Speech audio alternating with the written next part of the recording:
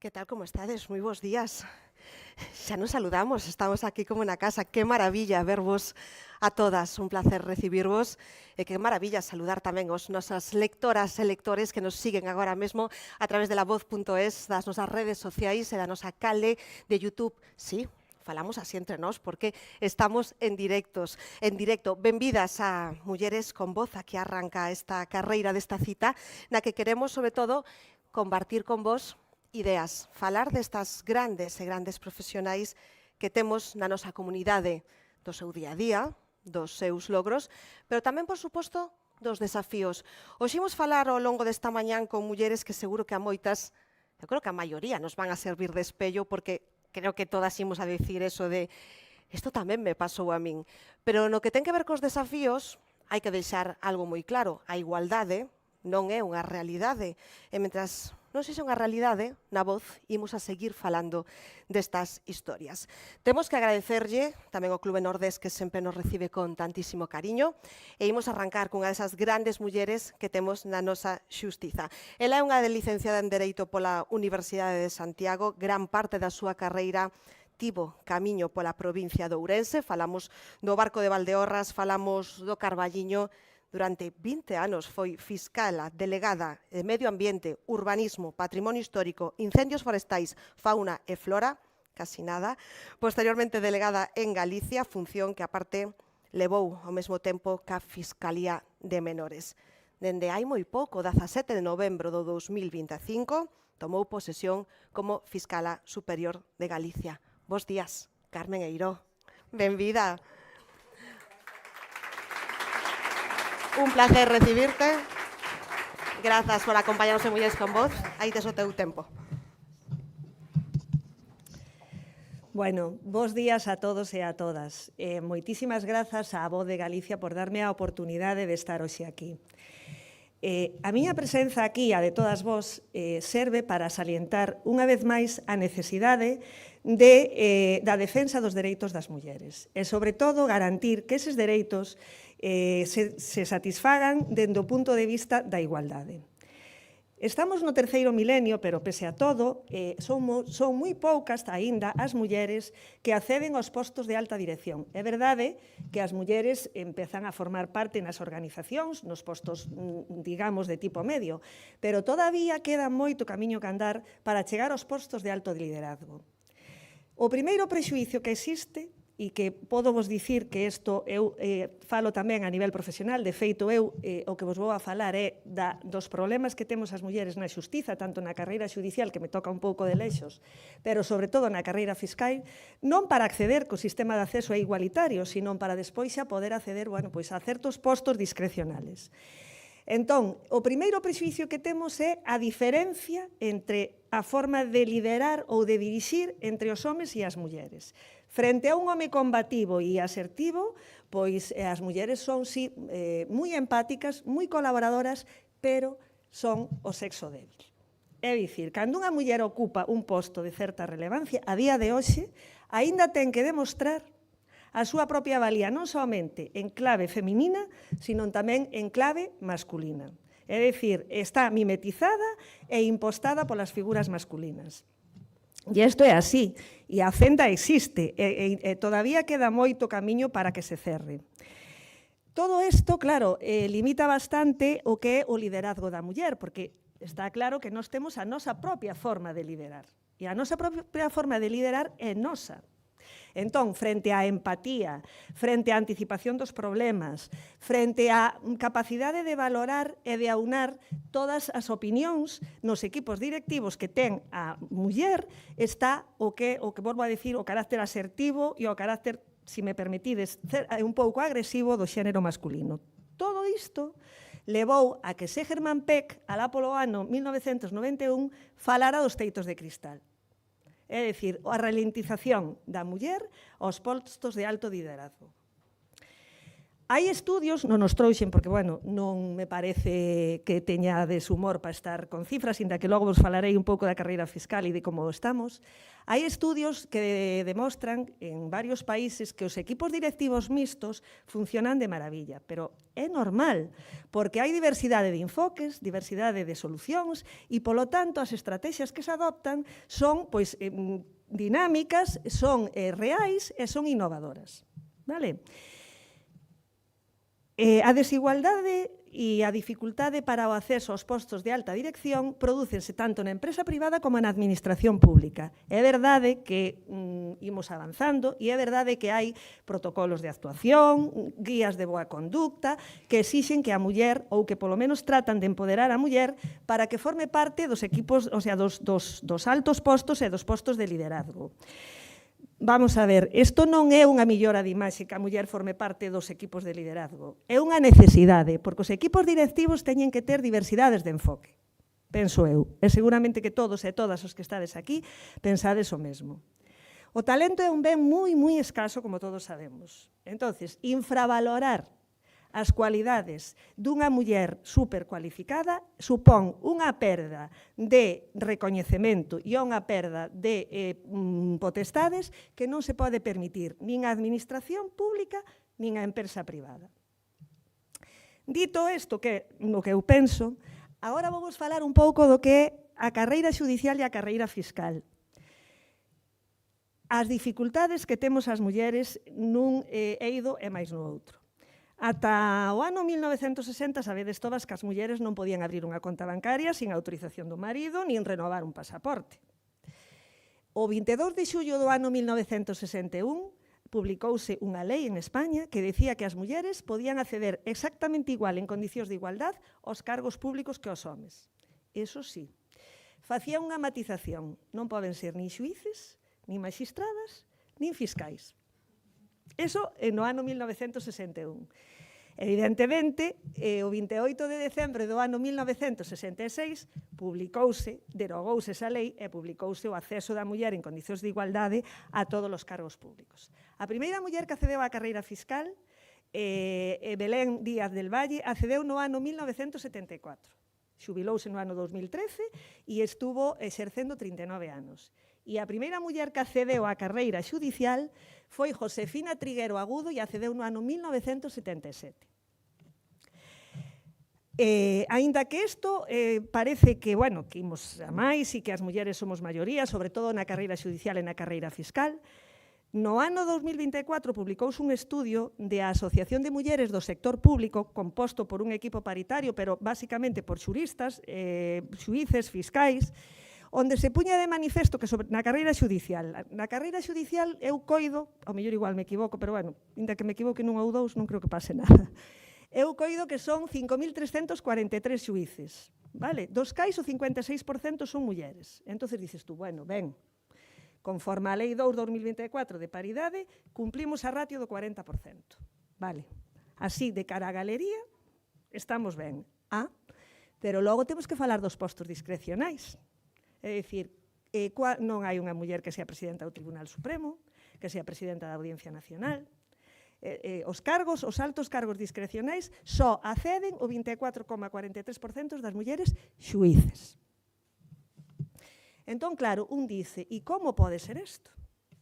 Nese estudio analízanse unha serie de barreiras e faise unha revisión de cuáles son pois, os obstáculos ou os hándicaps que ten as mulleres ou que temos as mulleres para poder acceder a eses postos. E, bueno, a parte dos estereotipos de xénero, discriminación, a conciliación, a falta de mentoring, é dicir, de existencia de un sistema de referencia de mulleres, barreiras que, digamos, son internas e externas. As barreiras externas, témolas todas, temos problemas de tipo sociocultural, económico, esas, digamos, que nos trascenden un pouco a nós, pero o problema non son as barreiras externas, os problemas son as barreiras internas.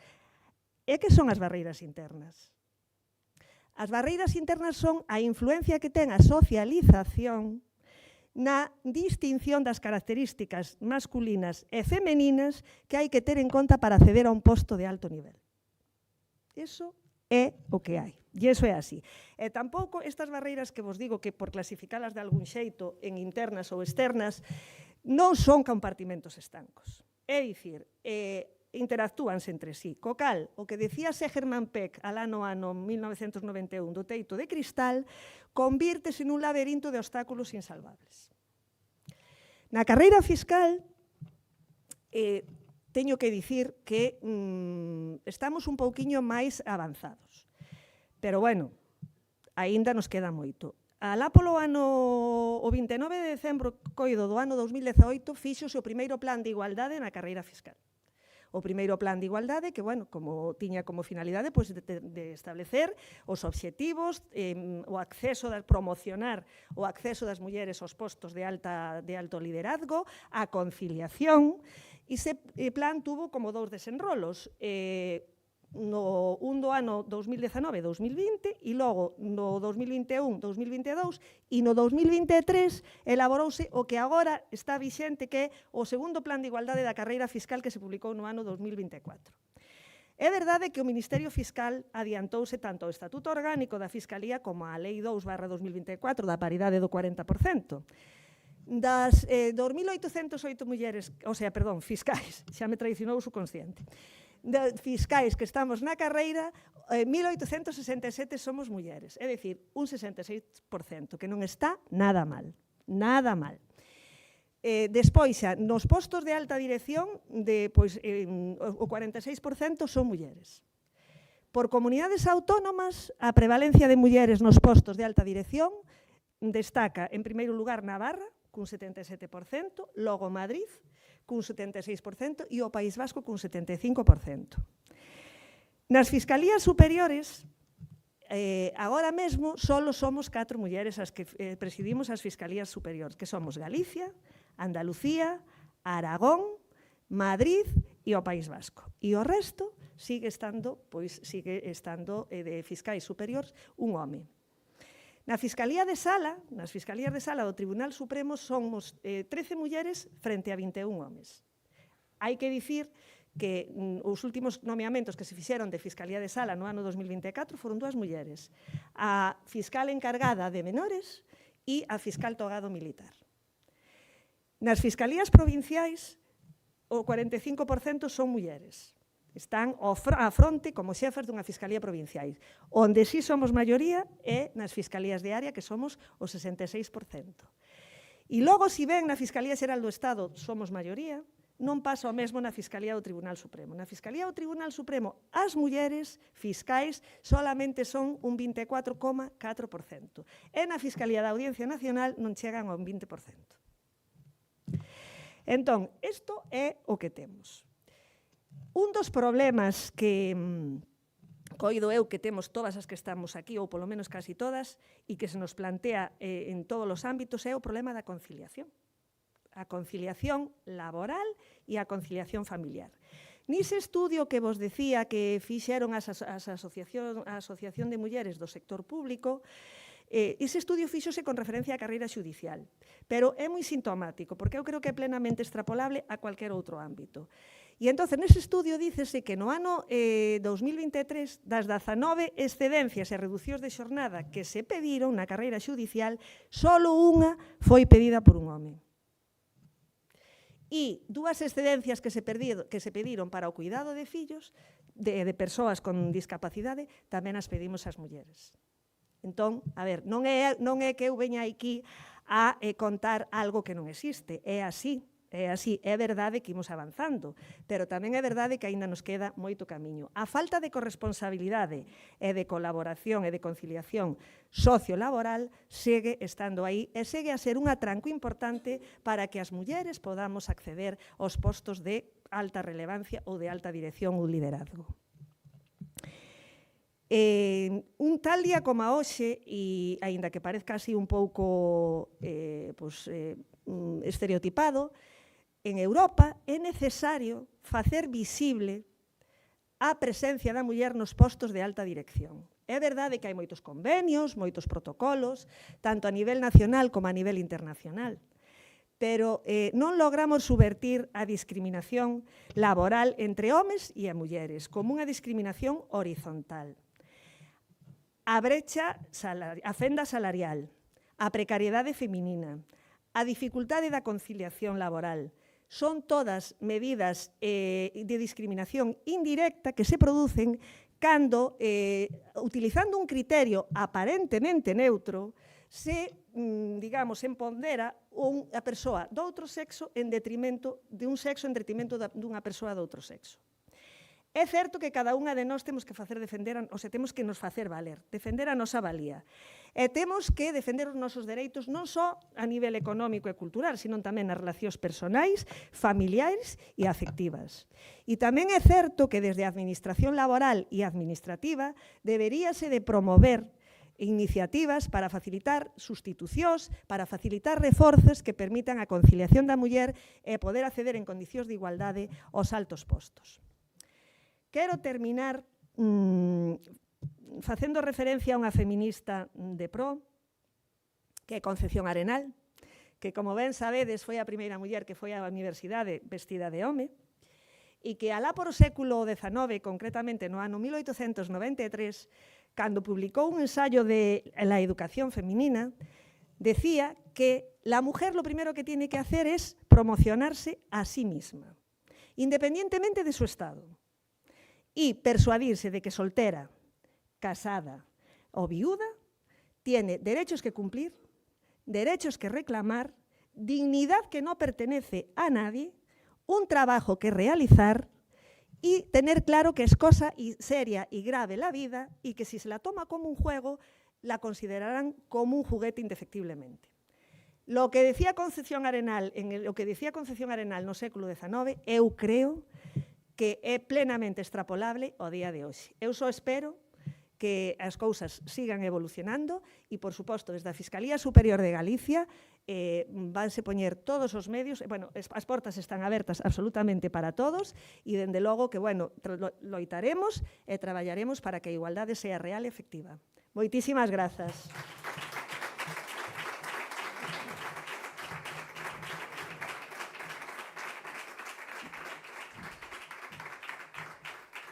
Grazas, fiscala. Bueno, podemos marcharse a todos, porque xa non podemos engadir moito máis. Un placer, de verdade, recibila. Moitísimas grazas. Imos conversar sobre o noso sector productivo, canto di de nós o sector productivo de Galicia. Falamos do mar, do viño, das cooperativas, do sector agrario. Hoxe imos a dar, evidentemente, datos, porque a ocupación das mulleres no sector productivo español é do 2%.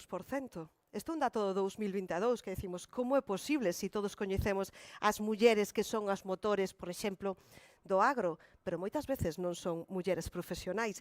Se falamos xa de Galicia, máis do 40%, por exemplo, das explotacións agrarias teñen a unha muller como cabeza visible, como xerente, como directora, como líder. Donde están? Que fan as mulleres no noso sector productivo que tanto di de nós? Imos a comenzar esta conversa dando a benvida a María José Casais, gerente da Cooperativa de Armadores de Ribeira, por favor. Paula Fandiño, directora de Mar de Fradés, acompañadeos. Ana Vence, socia da Cooperativa Campo Capela. Un aplauso.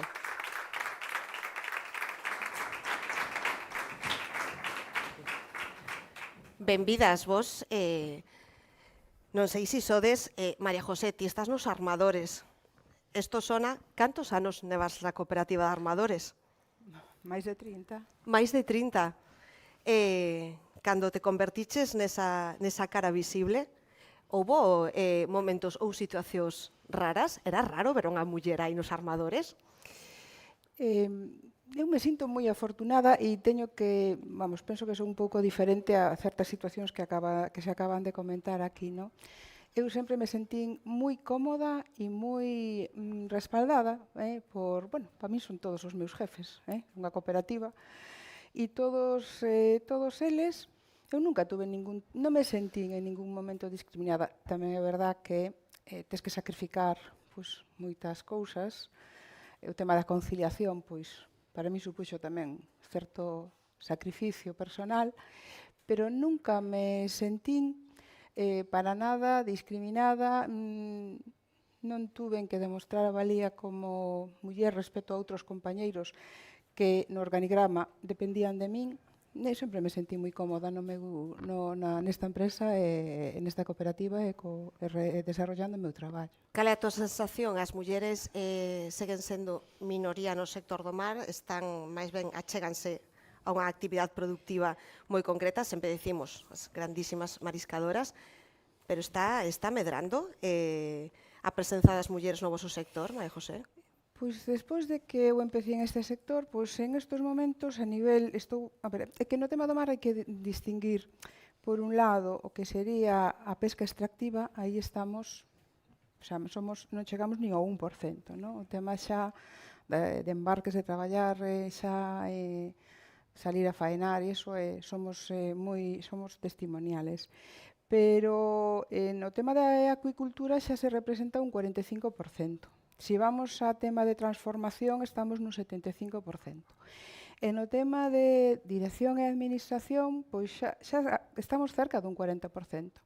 De feito, a nivel de asociacións e organizacións de produtores, nos temos o reconocimento como organización de produtores, somos 4 mulleres as que estamos, que representa basicamente un 40% a nivel Galicia, na dirección destas organizacións. Entonces, é que claro, no tema do mar hai que distinguir, non? Hai moita actividade, hai moitas actividades. Unhas, como sempre, o tema do marisqueo, o tema de as conserveras, aí, pois, a maioría somos mulleres, non? E a media que sale, pois, é en torno a un 40% no sector, un 43, un 47%. Paula, dende Mar de Frades, ti ademais eres enóloga, unha das grandes enólogas do país, recoñecida tamén internacionalmente. Decías hai pouco nunha entrevista na Voz de Galicia que enólogas hainas, pero mulleres liderando as empresas do viño, non. É así? É así. Aínda temos moito que traballar para chegar a eses postos de altamente directivos. Sí que no eido da xestión, de manager, de facer viño, da parte tecnolóxica, da parte técnica, da parte de liderazgo, porque todos estes postos estamos falando de que temos a responsabilidade de liderar a un equipo, pois sí estamos, pero temos o noso reto é chegar a ser os CEOs das compañías. Ese é o noso futuro, e onde penso que as mulleres de hoxe temos que ter os ollos postos e decir, esta é a diferencia, ata aquí chegamos e agora vamos a subir un escalón máis. No teu camiño topaches dificultades? Por suposto, porque o sector primario tamén é un sector moi masculino, en que traballamos co campo, traballamos con todos os nosos viticultoras e viticultores, en que este punto de vista que temos as mulleres, este xeito de traballar, esta forma de ver as cousas, os detalles que homes non saben ver, e outra forma de xestión e de levar a cualidade e a calidade e o posicionamento do noso traballo un pouquiño máis arriba, pois non sempre é ben visto, moitas veces aí nas mentalidades dos homes e incluso en outras mulleres tamén ves que non defenden ese posto, esa valía ou esas diferenzas que existen entre as mulleres e os homes, e que no caso dos valores das mulleres estaban moi agochados e pouco a pouco vamos mostrándoos, defendéndoos e vendo tamén nos traballos o resultado que dan. Falaremos agora deses momentos que non son tan bons. Ana, ti na cooperativa Campo Capela, foches a xerente, agora eres socia, pero levas nada, 40 anos, case 40 anos de nada, non? Sí, nada, unha vida. Unha vida, así me gusta. O forte da vosa cooperativa é o queixo, seguro que todos vostedes recoñecen. Como foi? Como é esa convivencia das mulleres líderes no voso caso, no voso ámbito? A ver, o noso caso tamén foi moi especial, no meu e da propia cooperativa, porque nós fomos a primeira cooperativa do campo en ter unha presidenta muller e donde o Consello Rector había non digo paritaria, pero incluso moitas veces foi a maioría muller. E iso era porque estamos en unha situación xeográfica moi cerquiña da industria e o home foise traballar á industria, as explotacións... Ali na capela. Claro, as explotacións eran pequenas e a muller quedou ao cargo da explotación. E Que raro, no, que raro. É raro, pero foi así. E entón, as mulleres eran as que estaban presentes nas asambleas, eran as que estaban presentes no Consello Rector e eran as que decidían. E teño que dicir que mentres eso foi así, foi estupendo. O problema foi cando xa a industria empezou a haber despidos, prexubilacións e o home retornou. En algúns casos, pois, estuvo moi ben, o home adaptouse á súa nova circunstancia, donde na explotación mandaba a muller, e el facía os traballos pois, que, ao mellor, pola súa condición física, pois, eran máis axeitados, pero a muller seguía dirixindo. Pero houve outros casos máis complicados, donde o home quería volver a ser el, non? E entón, as asambleas cambiaron e as decisións na cooperativa tamén. E avanzouse menos, hai que decirlo así... Claramente, claramente. Máis lento, máis lento. Máis claramente. E así, María José, decías que ti, por suerte, non sentiras a discriminación, pero entendo que si sentiches que o liderado de homes e mulleres é diferente, ou non? Que lle imprimen as mulleres a ser líderes?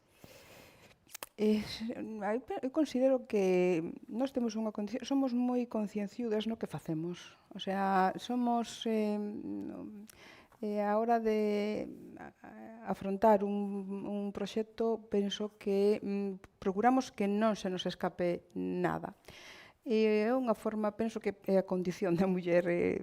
Eu vexo que ao mellor se chegan aos mismos ao mismo punto traballando dunha forma quizás non desta forma, no? De perseguir absolutamente todo, que non se escape absolutamente nada. Eu penso que é un pouco que nos distingue, no? Eu vexo encontrar, nos ali na cooperativa, temos unha paridade 50-50 dos empleados, ou sea, dos que traballamos ali, somos 50% de mulleres e de homes. E hai puestos máis a nivel comercial, quizás o home desarrolla esa función dunha maneira pois máis que vai máis acorde, non, ca naturaleza que teñen. E en cambio, nós as mulleres pois estamos un pouco máis no que é tema de gestión, tema de levar cuestións administrativas e demás, e hai diferencias entre nós. Penso que un pouco é o que me estou encontrando, vamos. Pero bueno, despois a hora de levar as asociacións, considero que os outros compañeiros que están, ese outro 60% que están liderando as outras asociacións, pois aí están, ou compartimos cantidad de problemas, porque, bueno, a política común de pesca é un verdadeiro reto todos os días para afrontar, e aí estamos, pero penso que a diferencia pode ser esa.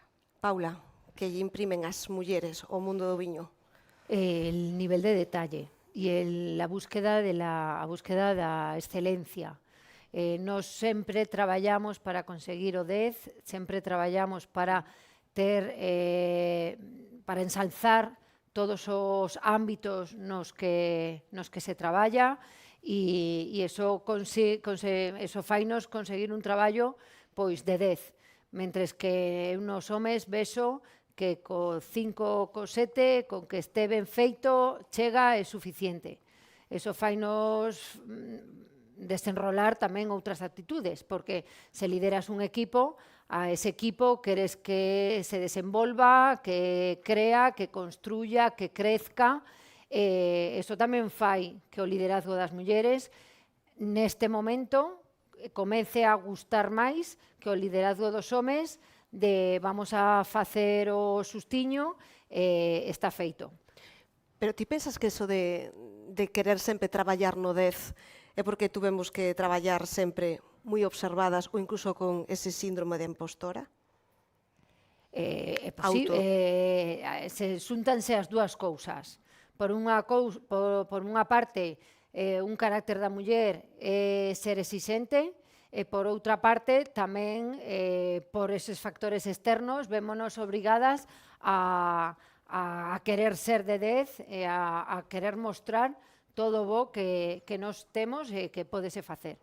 Ana, ti ves que se abren paso as mulleres no teu ámbito? Vos estades aí no queixo de tantísimas cousas que fixo a vosa cooperativa. Están chegando mulleres novas a dicir queremos traballar nisto?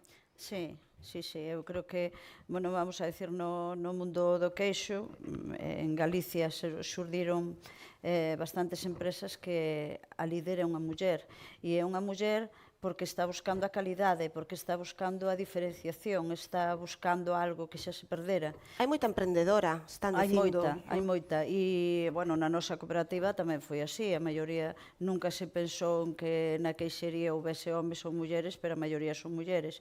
E son mulleres por eso, porque se dan a valer buscando esa calidade e esa distinción.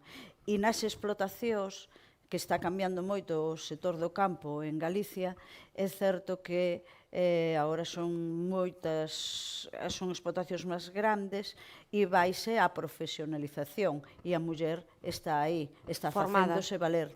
Non a muller que axudo ali e despois vou a facer o arroz ou o caldo e axudo un momento. Non, estou aí e fago o meu traballo sei cal é e como se distingue. María José, chegan as mulleres, xa non vou dicir os armadores, bueno, pregunto xo tamén, chegan as mulleres profesionais ao mar, os armadores? Sí, hai algunha, poucas, pero hai xa algunha rapaza máis gestionando os barcos directamente. Son pouquiñas, pero sí están aparecendo.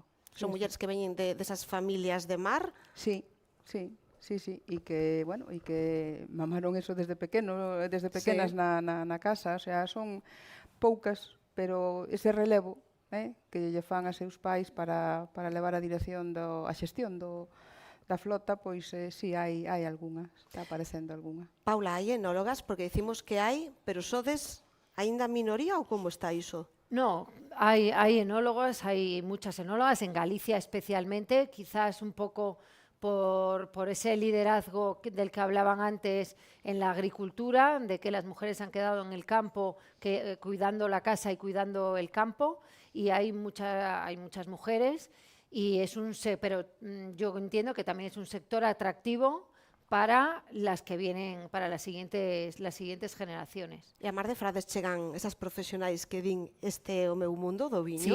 Sí llegan, y en los procesos de selección pues la verdad es que siempre ganan las mujeres en formación, en el desarrollo y en el propio proceso de selección también.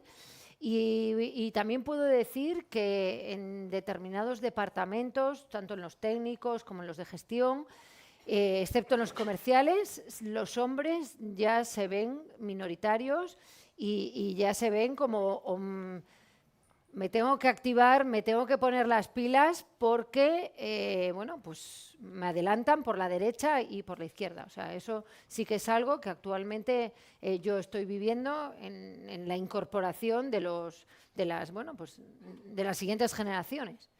Vos sentistes barreiras visibles ou invisibles?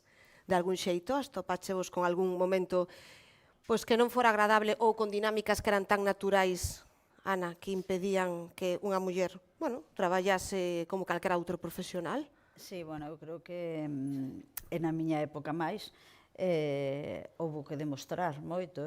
A miña foi unha circunstancia extraordinaria que, digamos, eu levaba moitos anos traballando na cooperativa e de repente liderar ese cambio e dicir vamos a fabricar produtos novos, que foi unha loita en España e fomos pioneiros en iso. Foi difícil, pero eu conseguino gracias a que en ese momento no Consello Rector a presidenta era unha muller. Eu tamén formaba parte do Consello Rector e había máis mulleres produtoras que apostaron en ese momento, pero, bueno, foi unha loita demostralo aos homes tamén aos niveles. Eu contaba antes, nós para poder facer o requeixo que fixemos, botamos 2 anos donde cada produtora facía na súa casa e traíamos a sanidade, isto era unha maneira de presión, claro, obviamente, e poñámoslo ali e dicen, analizad a ver se está ben, a ver se é sano, porque nós o que queremos é un produto sano e demostralo. Botamos 2 anos hasta que se nos reconoceu na universidade, nos apoiaron moito, pero foi un traballo, sobre todo, das mulleres, non enfrentado cos homes que o miraban un pouco desde a barreira, e dicían, estas que lles gusta andar por aí montando estes numeriños. Pero, bueno, non quero decir con eso que logo non houve un choque frontal, pero igual un... Nunca houve, non. Observalo de fora. María José, barreiras, en tantos anos de traballo, tuveches que demostrar máis nalgúnha situación? No, o sea, é un pouco creo que estamos chegando, polo que vexo, todos máis ou menos as mesmas conclusións. As mulleres temos unhas características innatas, os homes teñen outras, e ese traballo concienciudo, ese traballo de 10, o sea, eu vexo tamén, xa non só na empresa, vexo a todos os niveles, e as estadísticas creo que nos avalan en eso, ¿no? As mulleres somos de ir a polo 10. Os homes, pois, con un 6, para quedarse nun 5, pois aí están. No, sinceramente, e iso é estadística pura. Entonces, a universidade, vemos os resultados que se publican e demais. Simplemente, cando hai un reto importante, hai que cometer unha inversión importante, hai que afrontar, bueno, pois, a viabilidade da cooperativa, te dedicas eso, pois, en cuerpo e alma a ese proxecto para que eso salga adiante, que non poda ser un obstáculo, pois, para que se siga desarrollando, mantendo, crecendo e bueno, pois, acometendo desa maneira, non, barreras e obstáculos eu non, simplemente eso, que a barrera é, tes que, para non tela, tes que desde o primeiro momento plantearte unha dedicación al 100% en cuerpo e alma para que eso realmente, esas inversións importantes, esos proxectos importantes non avancen e supoñan o seguir adiante e seguir crecendo. Paula, barreiras, que mencionaches algún momento que non estuvo ben. No, hai barreiras, hai barreiras. Cando estás traballando non as ves porque estás a traballar, non estás pensando nas barreiras que tes no teu entorno, pero sí hai barreiras, sí hai sesgos, sí hai preconceptos que fan que ás veces o traballo non saia tan adiante. Son barreiras que moitas veces non se ven ou son barreiras que simplemente houbo que facer un esforzo a maiores. E por que se fixo? Pola barreira ou porque no meu carácter é así sempre vou dar o millor?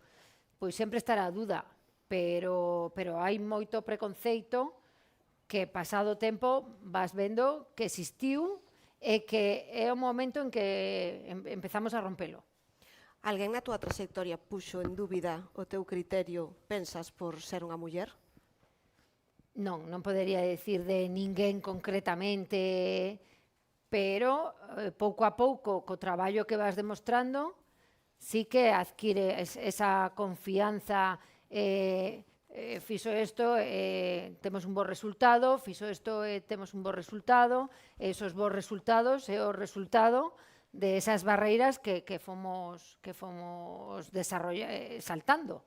Ir facendo o camiño, ir facendo o camiño. A falaba do requeixo, no? Que foi unha idea das mulleres, pois no meu sector tamén pasa. Na miña experiencia, eu lancei ao mercado diferentes tipos de viño, que como pode ser o espumoso ou como pode ser facer un godello en Rías Baixas, son referencias que foron un éxito, pero foron un éxito porque houve un traballo detrás de desarrollo, de estudios, de colaboración con universidades e que fai que o portfolio sea maior. Eso fixo unha muller. Quizás estaba aquí un home e non traballou tanto para que ese portfolio se sea tan amplio ou para que estes novos produtos estén chegando onde estén chegando. Pero tamén é verdade que estes novos produtos dos que falamos son imprescindibles para manternos e para o noso futuro. Como se desenvolveron os sectores. Imos a decir a palabra máxica, conciliación. Non miro ben. Eu quero dicir que conciliación son fillos, son coidar dos nosos maiores e tamén coidar da nosa vida. Ana, conciliación na túa carreira profesional, que? Bueno, teño que decir, eu personalmente non tive problema. Non tive problema, neste caso, porque eu vivía con miña nai que me axudou e logo porque o meu home que traballaba, bueno, ingeniero, traballaba en outro sector e tiña uns horarios como moi flexibles. Eu traballaba de mañá e tarde e el realmente, pois, ao mellor asumeu máis todo aquilo, pois, todo o que temos que facer, que hai que levar os fillos ao médico, que hai que... E asumeu no máis el porque tiña un horario distinto. E na casa, nin antes nin agora, sempre foi moi compartido, pero porque o entendimos os traballos así. Eu creo que non se trata só de igualdade, trátase sobre todo de respeto e de cariño, claro, pero de respeto sobre todo. E entender pois que a carreira profesional non é só a de un, non é só a de un, que en moitas familias pasa eso, non? Que realmente De quen renuncia, está non? sempre apoiando pois, a de unha persoa, que por desgracia suele ser ou ainda é sendo máis a do home, pero que, bueno, que cambias e te das valer. Na vosa casa ides polo mismo Sí, camiño, pero a primeira que mencionaches foi a túa nai. Sí, bueno, eso xa hai que decilo. Pero miña nai era unha loitadora porque, a ver, meu pai morreu cando eu tiña 11 anos. Claro. E miña nai foi sempre un pilar destas que rompen, non? Claro, E das entón, primeiras, efectivamente. E os fillos que viñemos detrás sempre o entendimos e ela nunca sempre nos ensinou que a muller era igual e sempre o marcou moi claramente na casa.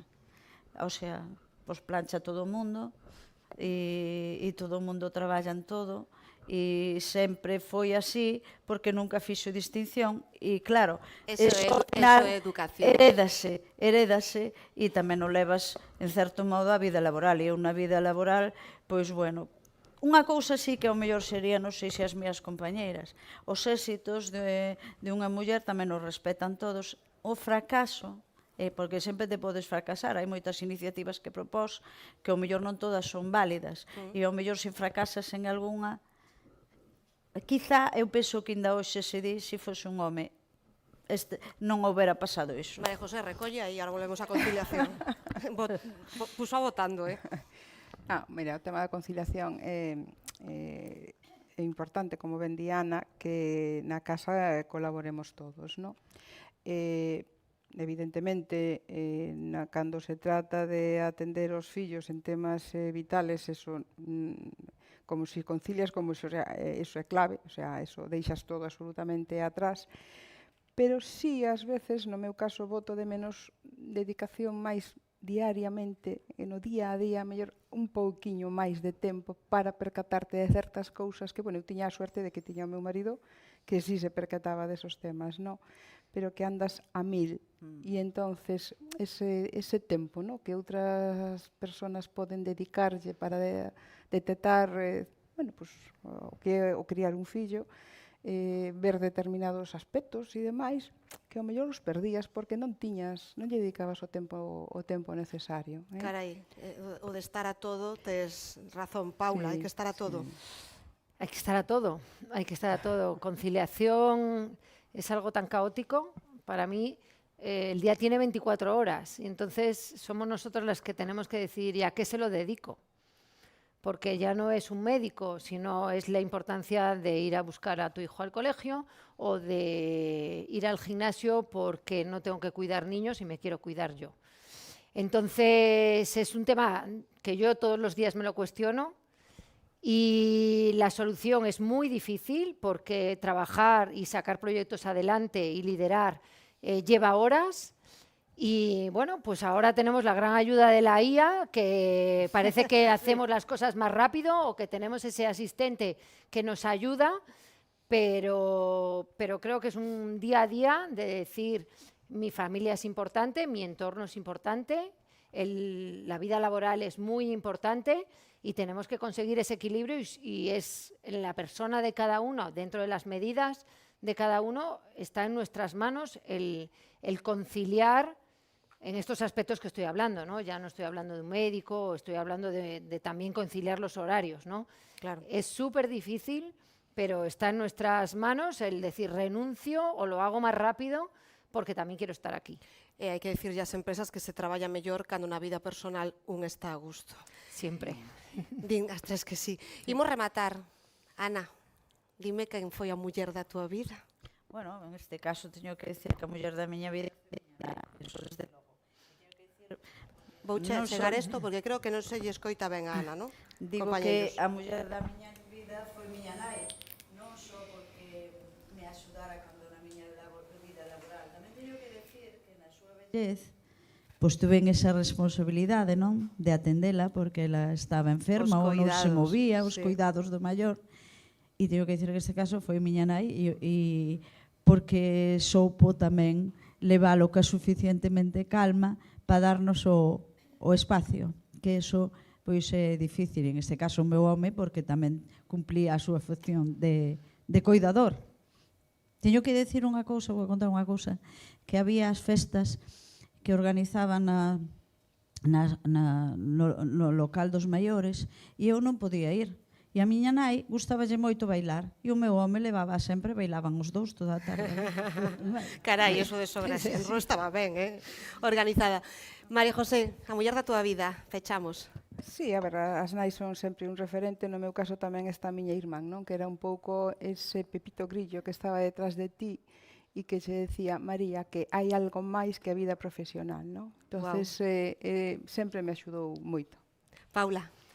Bueno, para mí unha nai sempre, por supuesto, pero si falamos de personaxes importantes, penso tamén que Concepción Arenal para o tempo que ha pasado aínda a temos na memoria un gran referente, pero tamén hai moitas mulleres actuales con moitísima valentía, como pode ser, por exemplo, para mí, Angelina Jolie, que tivera tantos fillos, ela sola, que operouse, o sea, tamén son exemplos de mulleres con moitísima valentía que anímanos a nós a decir que temos o mundo por diante.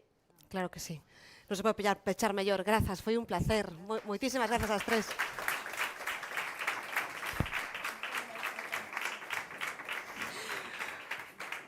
Porque imos dar paso, queremos escoitar a outra muller, vostedes seguro que a conocen, ela naceu no Grove, vaime permitir que é un pouco coruñesa, xa... Ela é unha das grandes referentes do audiovisual galego e do audiovisual español. No 2003 fundou junto a Borja Pena unha produtora que lle sona, que é Vaca Films. Entre as súas producións está Celda 211, El Niño, El Desconocido. Andar un proxecto, coido que moi chulo agora mesmo, con Luis Tosar. Ela sempre creu que Galicia tiña industria, que Galicia tiña ideas e que Galicia ten talento. Ben vida, Emma Lustres, de Vaca Films. Grazas. Sí. Bueno, buenos días a todos y a todas. Quería empezar diciendo que para mí esta semana es una semana movida, es una semana que llevo años, seguramente porque me dedico al sector audiovisual y tenemos más foco y estas cosas, ¿no? Pues participando en actos y en actividades. Esta tarde tengo otro, el sábado tengo otro. Y he ido, no sé si cambiando de discurso o contando cosas distintas, ¿no? Pero siempre es una semana que me hace mucho reflexionar sobre el tema de la mujer y el tema del feminismo, que creo que es algo que evidentemente tiene foco desde hace años. Yo creo que todos estamos de acuerdo en eso, ¿no? Llevamos años en España poniéndole mucho foco, en otros países también, haciendo mucha política en favor de la igualdad. Y hay una cosa que siempre me molesta mucho y es que hablemos solo esta semana, ¿no? Y que tengamos tanta voz esta semana, cuando creo que deberíamos de tenerla todo el año, ¿no? Deberíamos de tenerla todo el año porque, bueno, somos el 50% de la sociedad. Creo que las mujeres lo que hacemos es aportar, igual que aportan los hombres, y hacer que esta sociedad sea mejor. No creo que podamos poner en duda que una sociedad igualitaria, donde hay igualdad de oportunidades, es una sociedad mejor. Y llevo varios años, sobre todo, hablándoles a ellos, ¿no? A los hombres, que hoy hay algunos, poquitos, pero hay algunos, porque creo que esto no es una competición, francamente, ¿no? Y no me gusta hablar desde el lado de la competición, ni me gusta hablar desde el lado de las estadísticas. Creo que todos y todas sumamos, formamos parte de esto, ¿no? Esto se puede llevar al terreno, por ejemplo, de la emigración, que es un poco lo mismo, ¿no? Todos sumamos, todos aportamos, y lo que nos va a hacer ser una sociedad mejor es eso, y tener en cuenta eso. No competir entre nosotros, sino ayudarnos y, poniendo cada uno su granito de arena, conseguir pues eso, una sociedad más diversa, más igualitaria, más competitiva en el entorno global y, al fin y al cabo, una sociedad que tiene que intentar ser más feliz, ¿no? La fiscala nos puso en situación, ¿no? Y nos ha contado de dónde venimos. Creo que donde estamos mucho mejor de donde venimos, pero francamente a mí lo que me preocupa es el futuro, ¿no? Y a dónde vamos a ir y qué podría pasar si todas estas normas y todos estos avances, porque yo creo que el talento, y lo dijo Alauda este sábado recogiendo el Goya en la mejor dirección, el talento no conoce de géneros, o sea, no existe la diferencia de talentos en los géneros. Hombres y mujeres tenemos mucho talento, pero sí que el género influye en las oportunidades y en las políticas que se hacen, ¿no? Llevamos años con una política de discriminación positiva que muchas veces se ha criticado y muchas veces se critica por los hombres y algunas mujeres también lo critican. Y en el fondo lo que viene esa política es a darle un empujón y que en vez de tardar 15 años o 12 años o 20 años, pues se tarden 8, se tarden 5, ¿no? en conseguir cosas que venimos, bueno, pues arrastrada de otros tiempos, ¿no? y de otros momentos. Por eso que me parece que es muy importante que esta conciencia que creo que existe en la sociedad, en las mujeres, porque muchas veces las primeras machistas eran las mujeres, ¿no? Evidentemente, hoy hemos oído aquí ejemplos de madres que no lo fueron, la mía tampoco lo fue. Muchas veces yo pienso que yo he hecho también lo que he hecho y estoy donde estoy, con una empresa propia, con una productora de éxito, con un desarrollo profesional buenísimo, pues muy probablemente por mis capacidades y mi talento, seguro, por mi madre o por mis abuelas, porque tuve la suerte de estar, digamos, empujada a que una mujer pues tenía tanto fortaleza y fuerza y conocimiento e inteligencia como para conseguirlo. Muchas veces pienso que seguramente también influyó en mí que mis padres se separaron cuando yo era muy pequeñita y entonces yo vivía con mi madre y mi referencia era mi madre y no mi padre y no tengo esa referencia de paternal, ¿no? Y muy probablemente ha influido mucho pues mi carácter, ¿no? Que lo comentó aquí también alguna compañera, ¿no? Que nunca se había sentido pues menospreciada o menos tal, pero no todas las mujeres o no todas las niñas tienen esas circunstancias, eso también hay que tenerlo en cuenta. Sí que hay muchas mujeres igual que muchos hombres, o muchas niñas, igual que muchos niños, que sí necesitan ese empujón, que sí necesitan ese referente, que sí necesitan, no tienen la autoestima pues tan alta, ¿no? Es decir, al final, bueno, y hay una cosa que me estoy olvidando, que también se comentó, pues mi pareja, mi marido, he elegido bien. Yo siempre le digo a las mujeres, un consejo para las mujeres, elegir bien la pareja, porque muchas veces las parejas te cortan las alas, ¿no? Y te retraen. Muchas veces las parejas te empujan, ¿no? Se hablaba aquí de carreras profesionales, estoy mezclándolo todo y hablando de todo mezclado, perdonar, pero es que son muchas cosas, ¿no? En el fondo son muchas cosas, pero creo que es importante, por un lado, por intentar organizar el discurso, por un lado, creo que es importante convencer a los chicos y a los niños, y que ellos también tengan una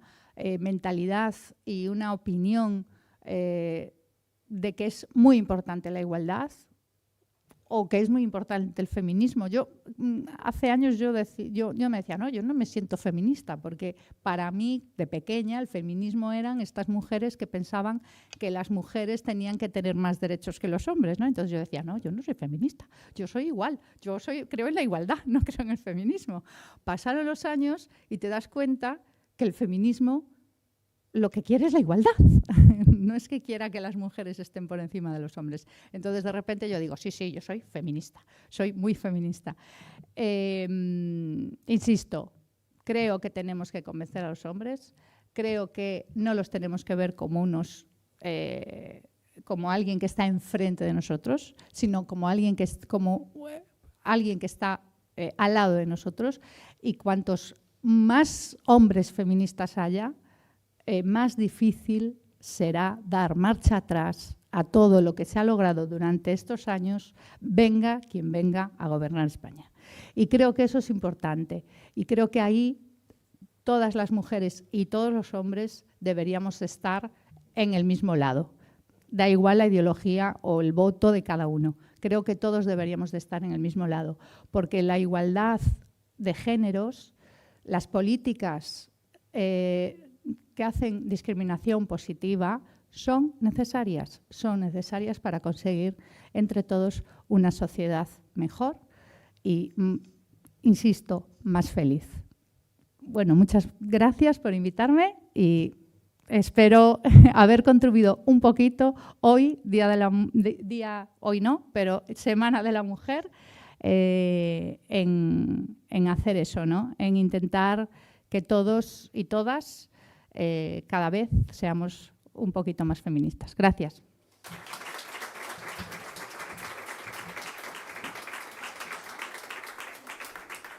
Grazas a ti, Emma.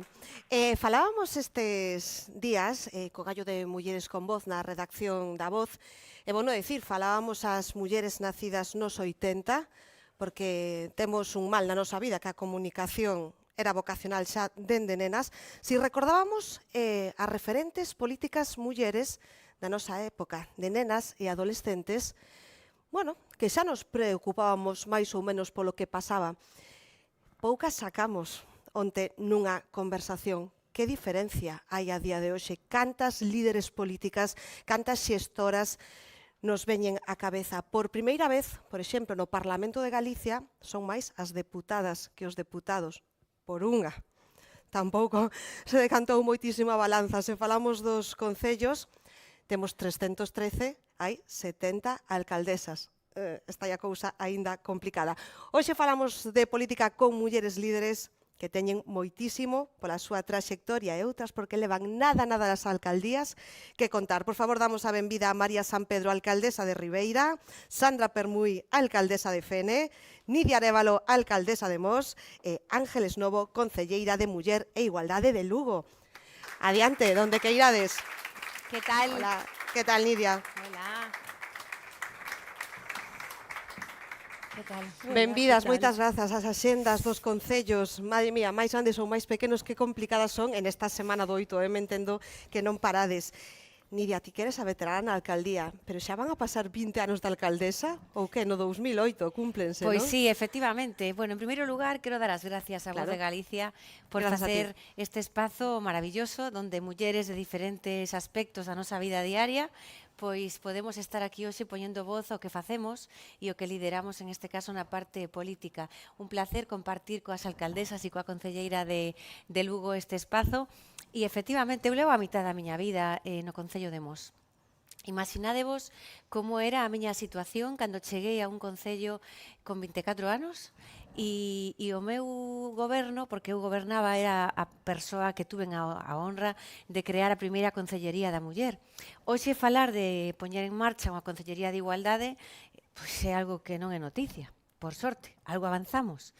Pero fai pois 25 anos en un concello rural donde a maioría das persoas que estaban na corporación, no goberno e na oposición eran homes e de bastante idade. Podía decir casi que algúns podían ser meus avós.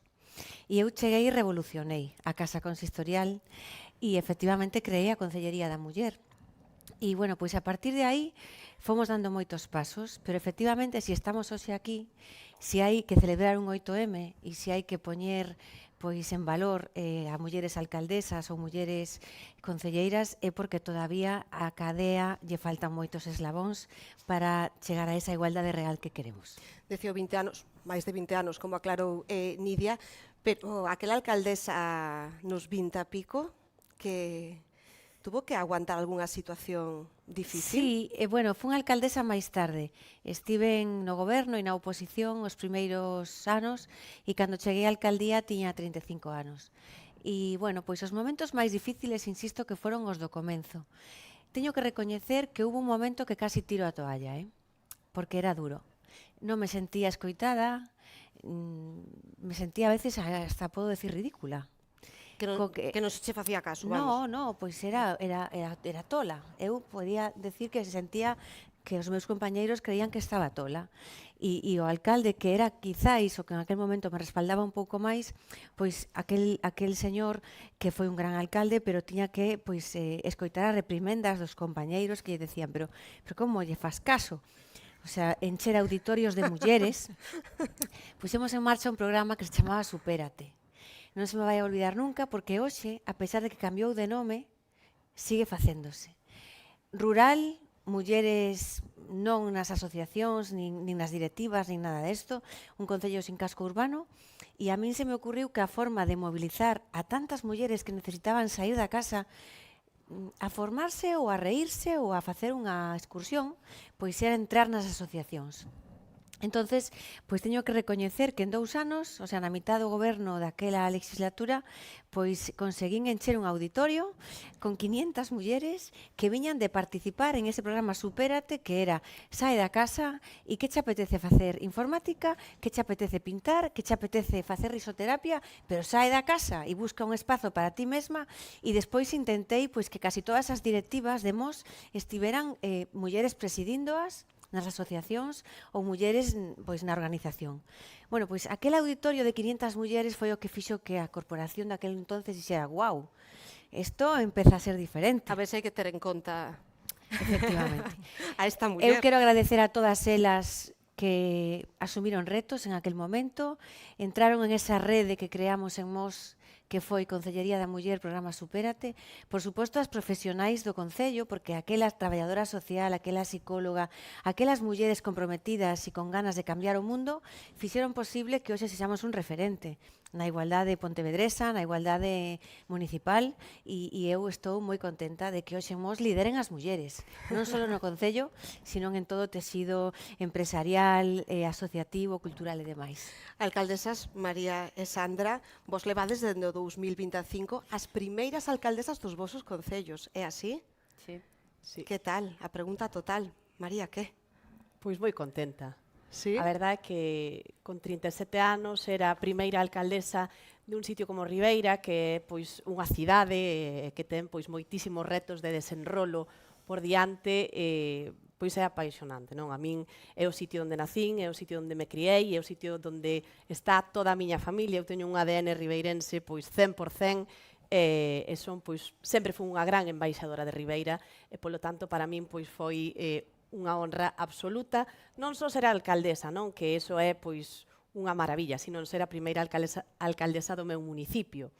Creo que, como decía Nidia, pois se romperon moitísimas barreiras, pero se hoxe estamos aquí, eu quero agradecer á voz que teña contado conmigo, porque 20 anos, 5 meses de alcaldesa, bueno, todavía me queda moito e agardo que poida traballar durante moitísimo tempo polo meu municipio, pero efectivamente creo que é un paso moi importante que as mulleres estemos liderando pois a política local, que é onde os problemas pois teñen as solucións máis rápidas e se enfocan pois desde as rúas, se enfocan pois nun ámbito máis cercano e polo tanto para min é de verdade unha honra, estou encantada de poder aportar esa mirada femenina, esa empatía, esa escoita activa a todos os veciños e veciñas de Ribeira. Eu contaba onte unha anécdota que me facía moita gracia, que creo que isto é como o significado de que todavía queda moito por camiñar, pero creo que hai moitos pasos dados, non?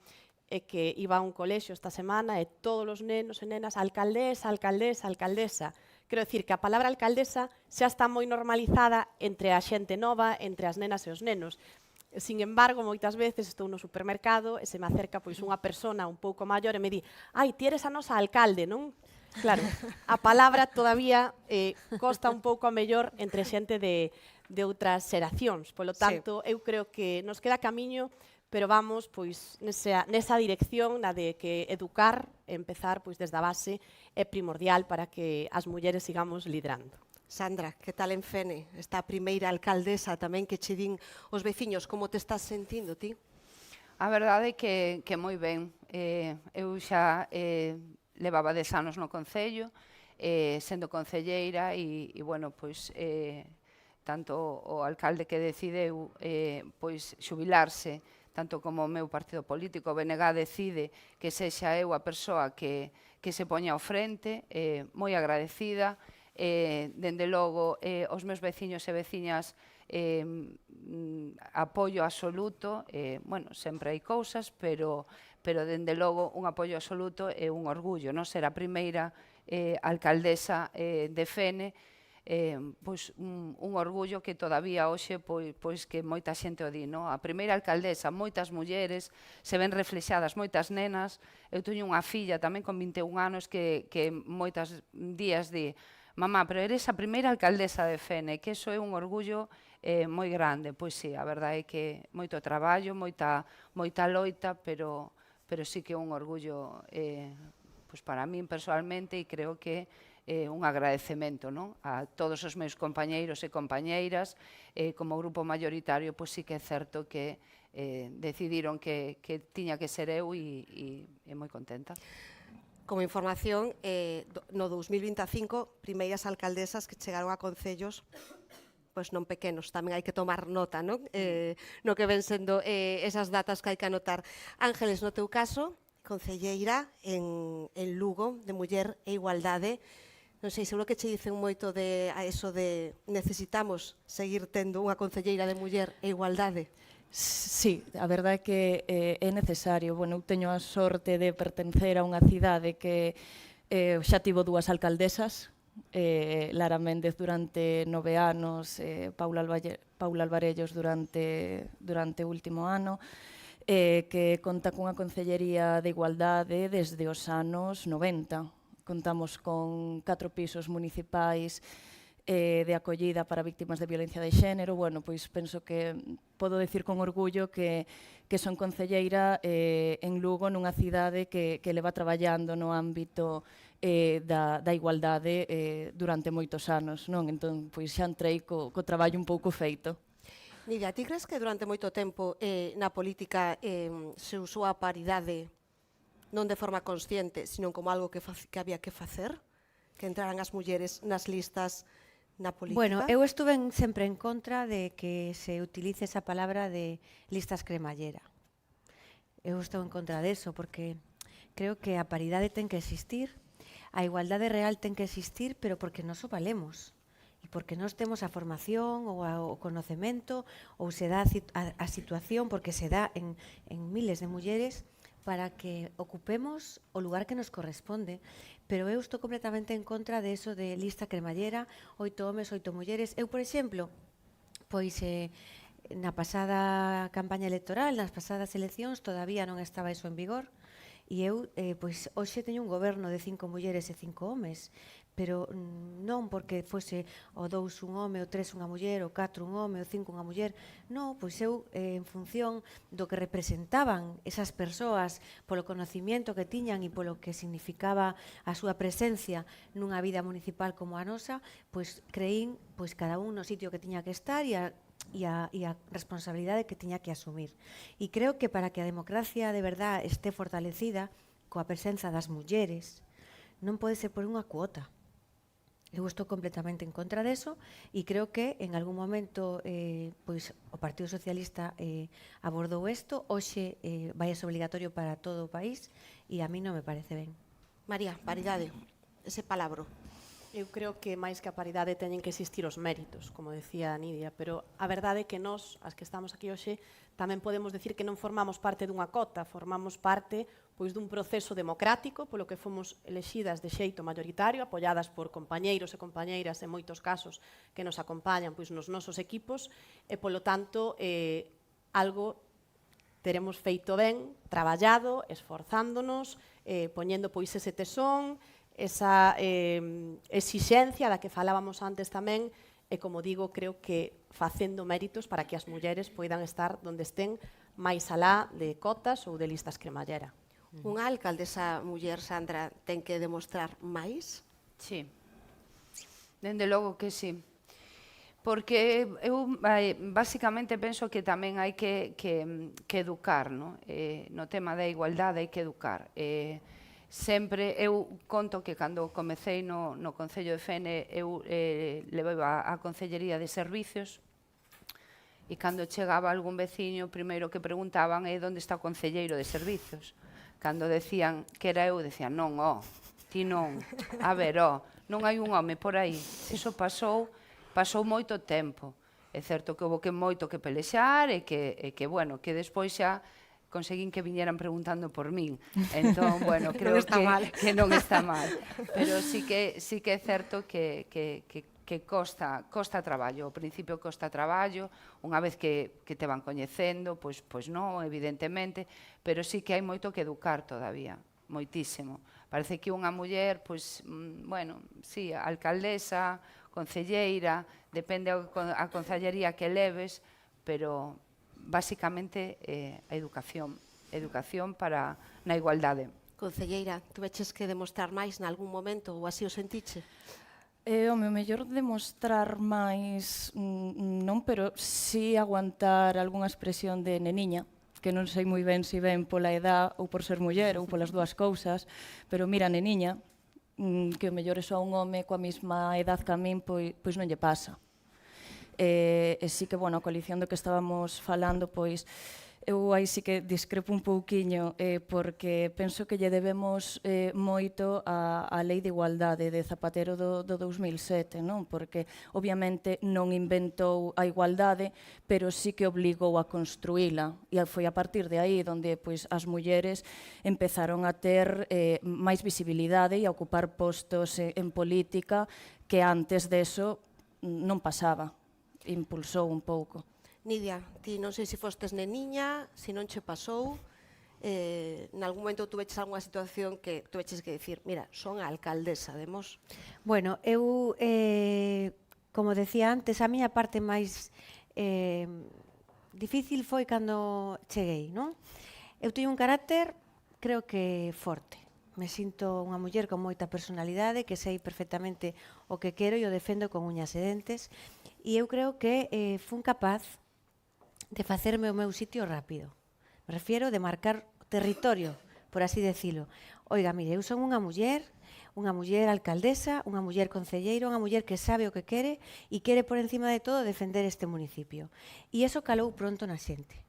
Sí, entonces, bueno, pois é certo que si falamos de si sentimos en algún momento algunha dificultade, eu creo que en ese sentido pois nos xulgan, creo, moito máis que os homes.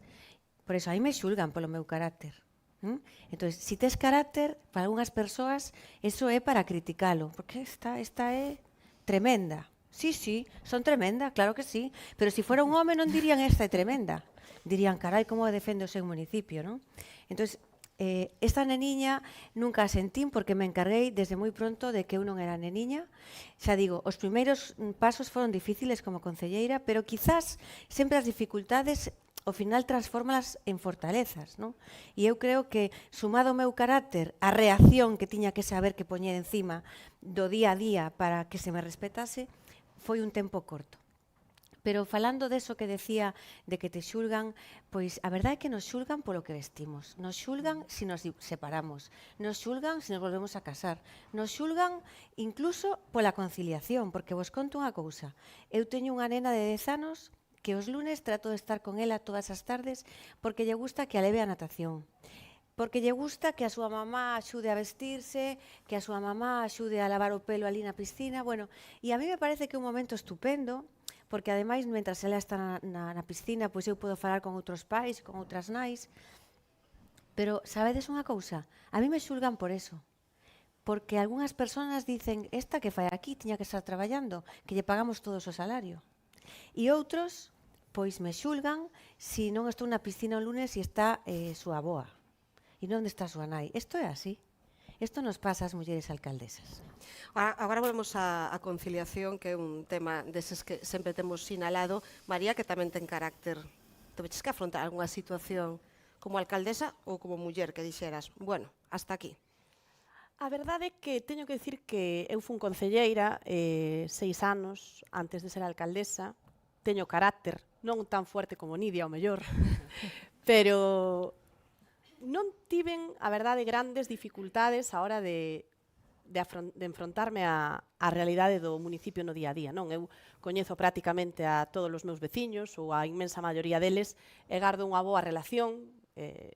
Bueno, sí que sempre, antes de ser alcaldesa, tiven que escoitar eso de, bueno, si sae adiante a lista do PP, bueno, terá que ser outro alcalde, non vai a ser alcaldesa Mariola, non vai a ser alcaldesa unha muller. Eso o escoitei varias veces, pero eu tamén xa me encarguei de un donde non chega manda recado, entonces a veces pois tamén as persoas que te acompañan te defenden e din, non, a persona que está preparada, a persona que lidera este grupo, a persona que lidera neste momento o partido, pois é unha muller, deu sobradas pois mostras de traballo, de compromiso, de méritos para poder asumir ese liderado. Non, eu creo que moitas veces temos nos que facer valer nos mesmas, temos que sacar ese carácter que moitas veces non o temos pois en outros ámbitos da vida, pero creo que é necesario moitas veces para poñer pois as cousas no seu sitio, non? A min sí que pois neste tempo de alcaldesa en algún momento tiven que decir eso de,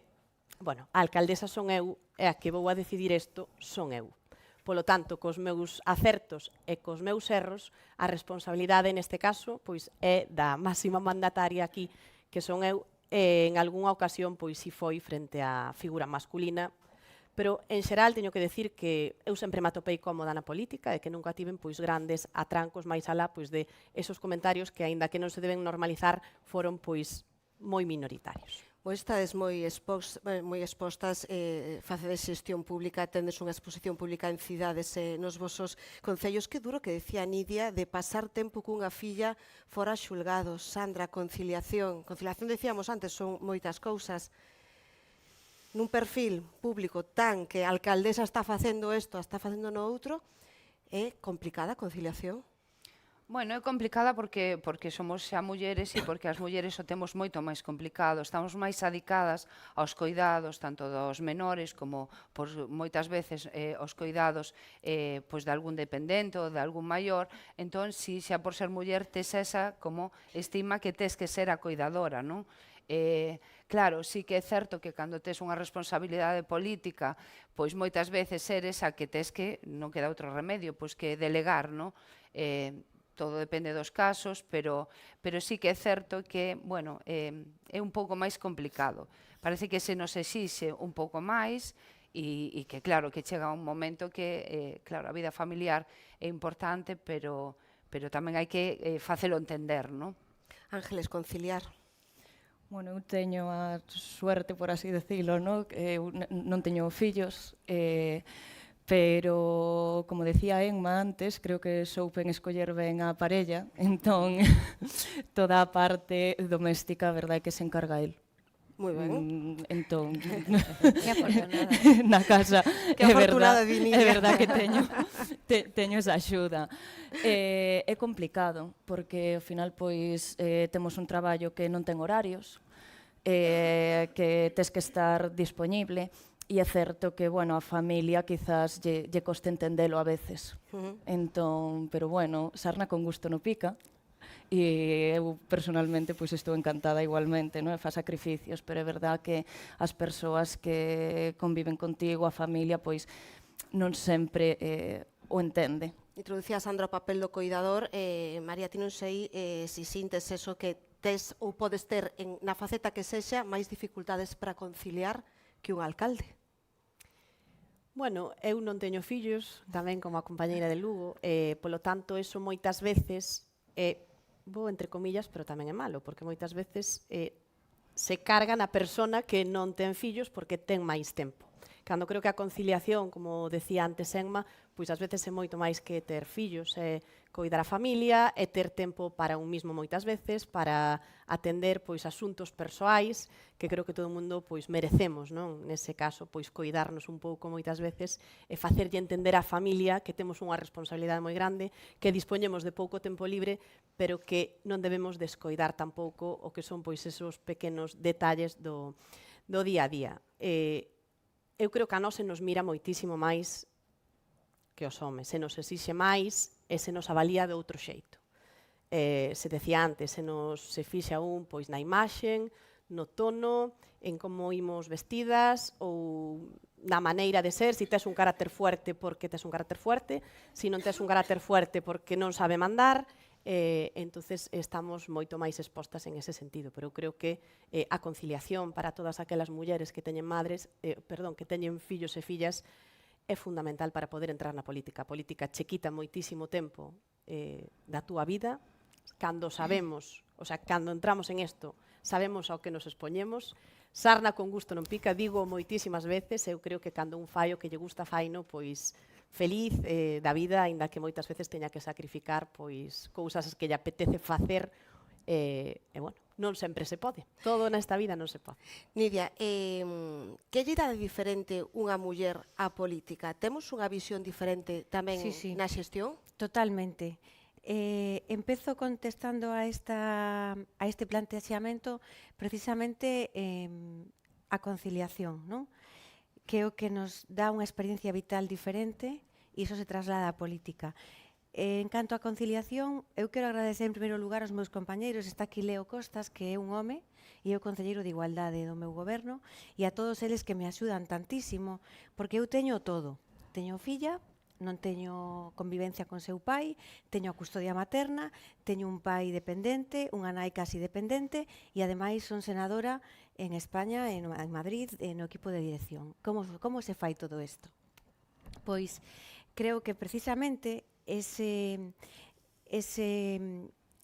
galimatías diario que tes que cada domingo sentarte e facer dúas axendas, a axenda laboral, a axenda de mamá, a axenda de filla, o sea, 3 axendas, pois eso ao final se traslada a política. Por qué? Porque esa experiencia fai que seas máis forte, porque esa experiencia fai que escoites máis, porque esa experiencia fai que te anticipes máis, que te repartas ben o tempo, que sepas o que é máis importante, o que hai que resolver de forma rápida e inmediata e o que pode esperar. E despois o máis importante que é a sensibilidade que dá a unha muller. As mulleres somos o eixo de todo. Hai excepcións, efectivamente, pero en realidad a maioría somos o eixo da casa, da familia, do noso fogar e do noso entorno laboral. O sea, eu creo que, inda no mellor dos casos, que haya pois unha relación entre as dúas persoas responsables de un menor, o sea, o pai e a nai, pois ao final a nai é a que se está indo da casa pensando se o neno levou o bocadillo, se ten que ir ao supermercado, se ten que recollelo quen en extraescolares, é dicir, creo que as mulleres temos esa nacemos con eso, non? Nacemos, pois, precisamente con esa sensibilidade especial e por eso que en esta cadea que decía antes de chegar a esa igualdade real, as mulleres nas alcaldías temos moito que facer, porque temos moito donde adentrarnos nos coles, nos institutos, a través da sensibilización, da concienciación, da prevención de cousas que poidan vir, porque efectivamente, pois, para chegar a unha igualdade real, hai que ter unha independencia económica e hai que ter a mentalidade de que somos corresponsables os dous proxenitores no caso de xa falar de conciliación. Bueno, aquí isto daría para moito. Claro que aparte os temas se mesturan uns cos outros. María, que lle aportas ti como muller á política, a xestión do teu concello? Esa visión que sempre decimos vos como líderes, que lle poñedes á política como mulleres? Pois poñémoslle esa sensibilidade innata que temos. Eu creo que esa escoita aos veciños, o cariño moitas veces co que tratamos a xente, esa maneira de, esa empatía, creo que as mulleres somos moito máis empáticas e que introducimos pois ao mellor na xenda moitas outras cousas que a figura masculina pois ten máis dificultades para facelo. Eu creo que ao final que unha muller sexa exemplo, que sexa alcaldesa, que sexa o reflexo no que se poden ver pois as nenas, que sepamos normalizar algo que todavía non está normalizado, pois é un plus do que é camiñar cara á igualdade, non? Eu creo que unha nena que ve que no seu pobo hai unha muller alcaldesa, vese reflexada en que ela tamén pode ser o que queira. E, polo tanto, eu creo que ese ser referente das novas xeracións é tamén moi importante a hora de dar pois unha imaxe de igualdade, poder traballar pois con moitísima máis naturalidade e normalizar o que é pois a figura da muller en toma de decisións. Ángeles. Eu penso que a mirada femenina en política aporta a realidade. É dicir, se ao final, se a túa trayectoria vital, se as túas experiencias son outras, vas a gobernar desde outro punto de vista. Se ti tiveche medo algunha vez para ir de noite sola á túa casa, pois vas a pensar en facer un urbanismo con perspectiva de xénero, en facer un estudio de puntos escuros da túa cidade. Se tes problemas coa conciliación, pois vas a pensar en políticas de conciliación, en políticas de dependencia, algo tan sinxelo, pero que, por exemplo, pois é algo excepcional. En Lugo celebramos o Ar de Lucus, non?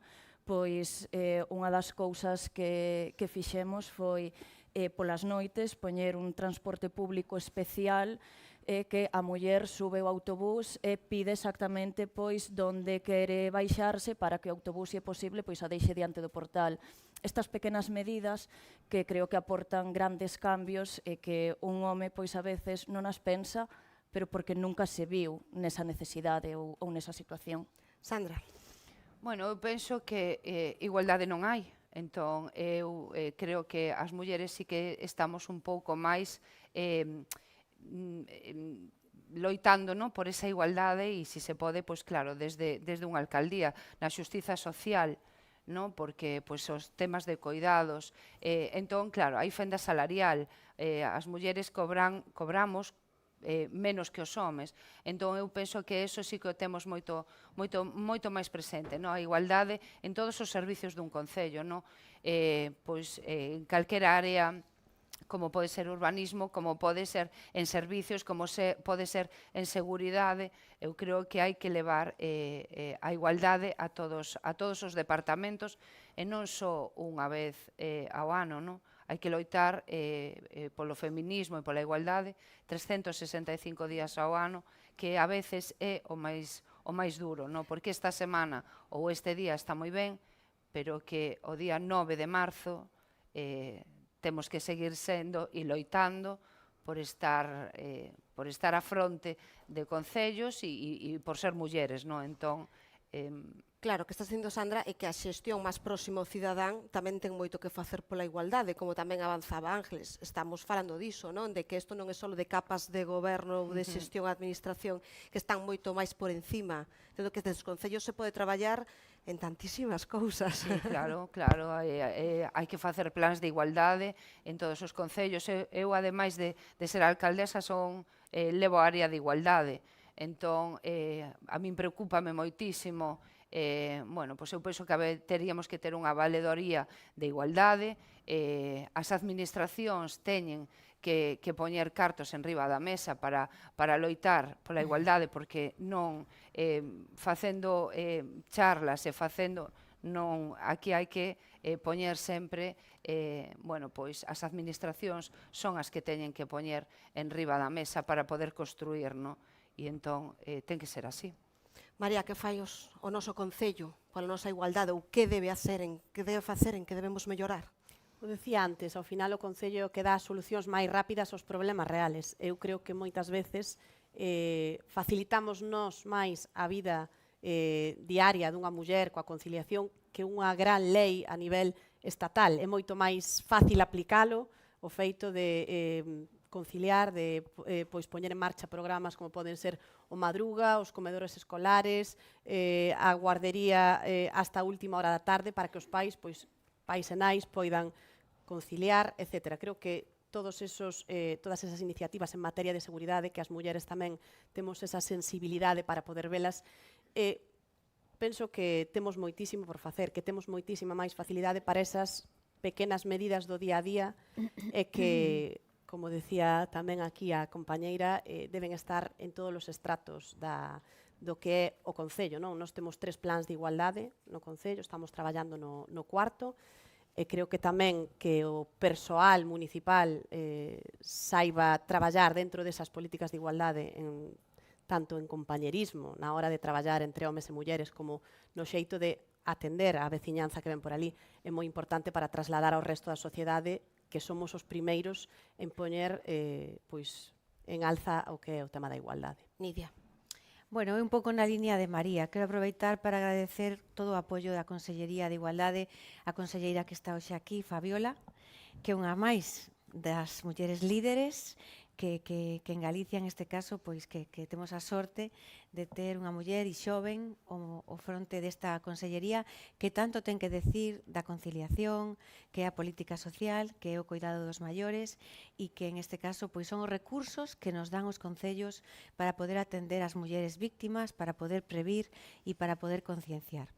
Por lo tanto, eu, como decía Mariola, quero, en primeiro lugar, recalcar que as 4 que estamos aquí, independientemente das ideoloxías e de onde veñamos, porque somos concellos completamente diferentes, desde diferente provincia hasta número de habitantes, interior, costa, pero seguro que as 4 temos unha prioridade que é poñer sempre no noso día a día as persoas, en este caso as mulleres, no centro e por diante, non?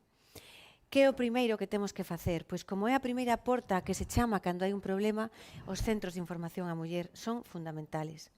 Por eso mencionaba a conselleira e a comunidade autónoma, as políticas da Xunta, porque gracias a eso somos capaces de atender a centos de mulleres que veñen con casos pois alarmantes, difíciles, desastrosos e duros. Eu pois teño a mala sorte de contarvos que a primeira víctima de violencia de xénero de Galicia foi do meu concello, Belén, o pasado mes de febreiro, non? Entonces, esta é unha labor que se fai directamente desde Mos, en este caso, desde Lugo ou desde Ribeira ou desde Fene, que é ese gabinete que atende e que o Concello ten que respaldar, que ten que apoiar, porque son mulleres profesionais as que están ao frente con moitísima humanidade sempre e con moitísimas cualidades profesionais. Pero cando chegamos aí xa é que algo pasou. Vamos para atrás. Que ten que facer tamén un Concello? Pois, como vos decía antes, moi importante ir aos coles, ir ao instituto, porque efectivamente pois aí é onde se educa e aí é onde os nenos e as nenas teñen que ver que isto ten que mudar ou que teñen que entender xa desde o principio diferentes métodos, diferentes escoitas, diferentes realidades para que cando cheguen a adultos se encontren con unha sociedade diferente a nosa que creo que é moi necesario. Iso é o que facemos en Mos, pois adentrarnos non precisamente a parte política, sino a parte profesional, as partes dos exemplos de asociacións, pois en esas aulas para poder, e tamén cos pais e coas nais, coas AMPAs, non? Porque a familia é a outra parte que forma parte da educación dos escolares. E en Mos, pois estamos no 5º plan de igualdade, que é fundamental. O plan de igualdade dun concello, igual que a mesa local de igualdade que temos en Mos, é fundamental, porque aí se poñen as realidades encima da mesa. E aí están a Policía Local, a Garda Civil, a UFAN, están as persoas de atención temperá, están as nais e os pais dos coles, están as mestras dos coles, está o instituto, está o centro de saúde, están os profesionais de política social, estamos todos os que temos algo que decir cando temos que analizar, cando temos que tomar medidas e cando temos que pensar en programar un ano enteiro.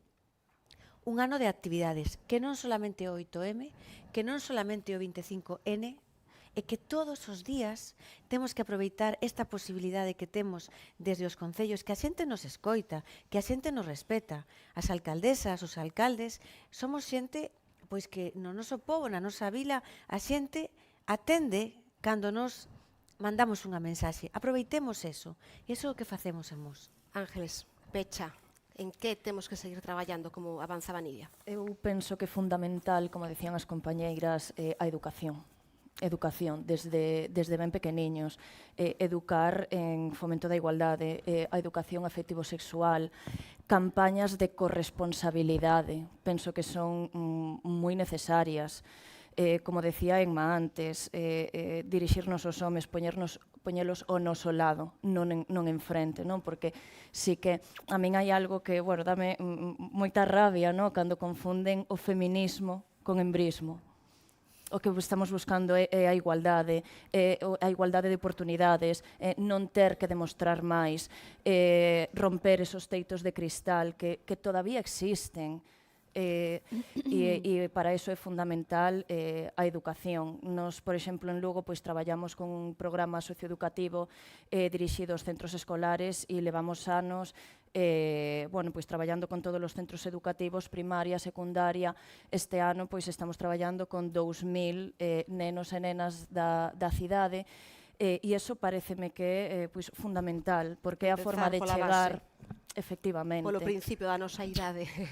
E hai, bueno, pois tristemente, hai moitos nenos e nenas que esa educación en igualdade só lles chega a través dos centros educativos, porque na casa, pois, teñen outra perspectiva, entón, penso que aí non nos podemos rendir. Rematamos xa. Quen é a muller da túa vida, Sandra? A miña nai. María? A miña nai. Nidia? A miña boa. Ángeles? Podo decir máis de unha? Bueno, podes decir dúas, non fagas trampas. Miña irmá, miña nai. Bueno, grazas As aos catro, dúas. que placer, e claro que sí, reivindicar as mulleres das nosas vidas que tanto nos deron nesta semana e despois do 8M. Moitas Grazas aos catro. Gracias.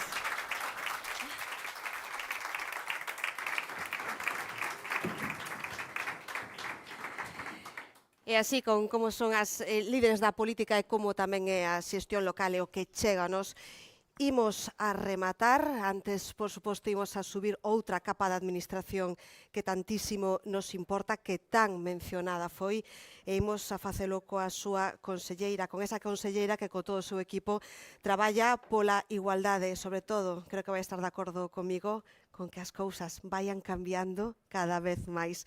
Damos a benvida á conselleira de Política Social e Igualdade, Fabiola García. Bos días.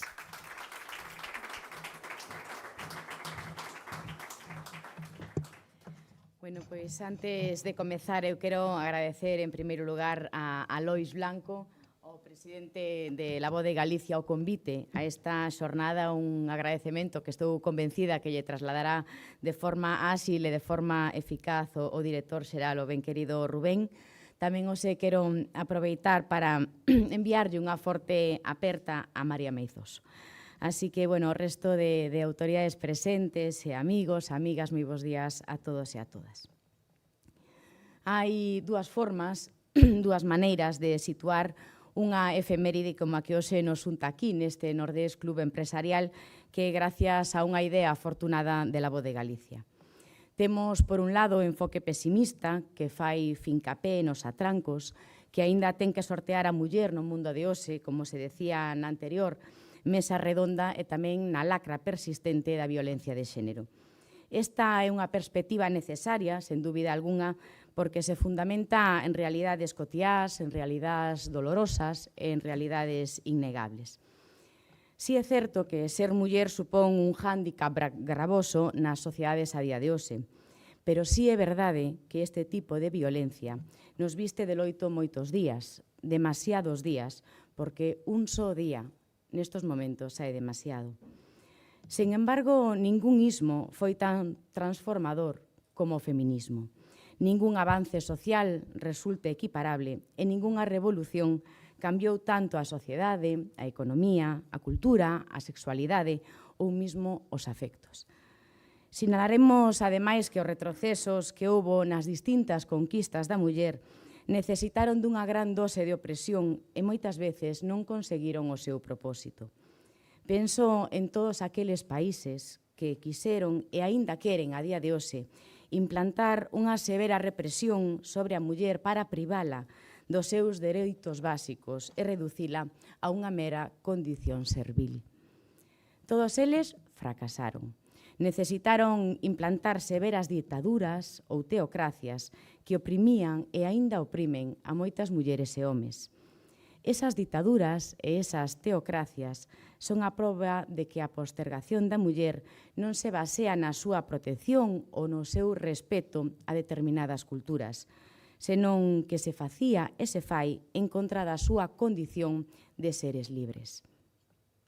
En todos eses países, as mulleres foron e son a día de hoxe a vanguarda na loita polas liberdades e por iso merecen a nosa solidaridade máis firme.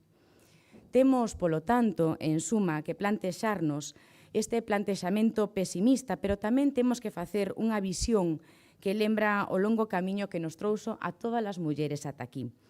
Un longo camiño que hoxe nos permite estar xuntos nun acto no que teñen protagonismo mulleres empresarias, pero tamén moitísimas mulleres que teñen nestos momentos responsabilidades institucionais. Preguntémonos, por un lado, como foi posible este cambio transcendental e que condicións foron necesarias para que se producise. Preguntémonos que fixo posible a día de hoxe que a muller galega non teña absolutamente nada que ver coas antepasadas. A primeira condición é a democracia. Non hai liberación da muller sen democracia e non existe unha democracia completa sen igualdade entre mulleres e homes. Semella, polo tanto, algo evidente, pero convén non esquecelo.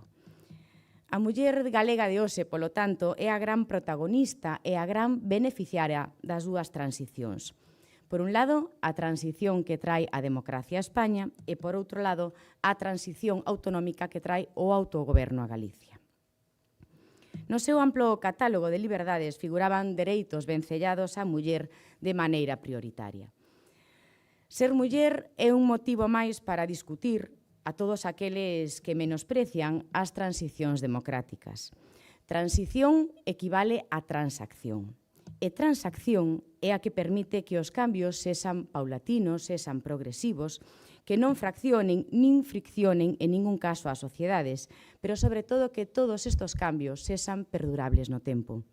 O cambio feminista reúne todas estas características.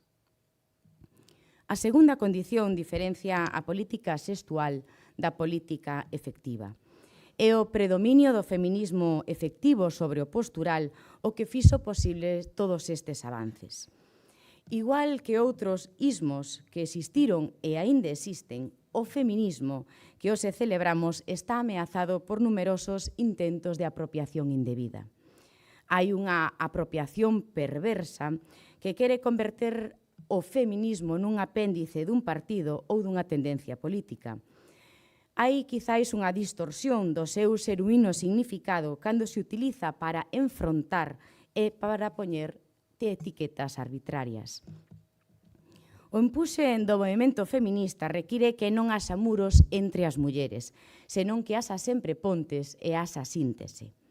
Os grandes logros das mulleres prodúcense cando as fronteiras ideolóxicas non impiden que nos demos a man para camiñar xuntas, para reclamar xuntas e tamén, como non, para avanzar xuntas. Prodúcese igualmente cando o feminismo logra a complicidade activa do conxunto de toda unha sociedade, que comprende que as súas conquistas benefician a todos e non perxudican a ninguén. Queda moitísimo por facer, pero a historia do feminismo axúdanos a saber como facelo. Temos unha chea de preocupacións e de materias pendentes. Penso, por exemplo, na loita contra actitudes machistas nos sectores mozos que creíamos inmunizados contra este tipo de conductas e non o están. Penso na violencia contra as mulleres e neses comportamentos pouco edificantes de responsables políticos que actúan como se vivísemos a día de hoy noutras épocas. Penso, en fin, nese tipo de feminismo que se esforza por buscar enemigos en lugar de buscar amigos. Como en tantas outras ocasións, a Galicia dos camiños sigue o seu propio camiño. Por el camiñaron Rosalía de Castro, Concepción Arenal ou Emilia Pardo Bazán. Pero, sobre todo, camiñaron moitísimas galegas anónimas que nos deixaron un legado fermoso que nunca, entre todas, debemos esquecer. Nin esqueceremos. Así que moitas gracias e feliz 8M.